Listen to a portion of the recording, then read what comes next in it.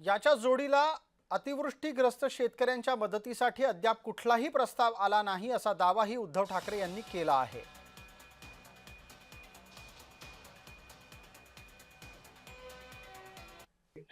पिकं तर सोडून गेलीच, पण अनेक ठिकाणी माझ्यासोबत आपण देखील होतात, शेत जमीनच वाहून गेलेली आहे।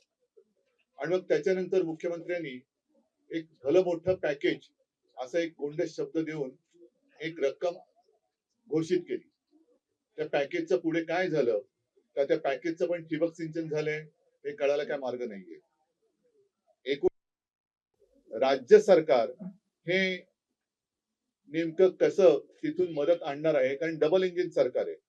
त्याच्यामुळे दोन इंजिनचं सरकार एका इंजिनकडनं दुसऱ्या इंजिनाकडे, दुसऱ्या इंजिनाकडून परत पहिल्या इंजिनाकडे अशी नुसती ढकलपंची करणार आहे का खरोखर ही मदत पाठवणार आहे? आणि ती मदत तुमचं केवायसी बीवायसी सगळं करणार, आता या सगळ्या मदती त्या खातरजमा करण्यामध्ये अडकलेल्या आहेत।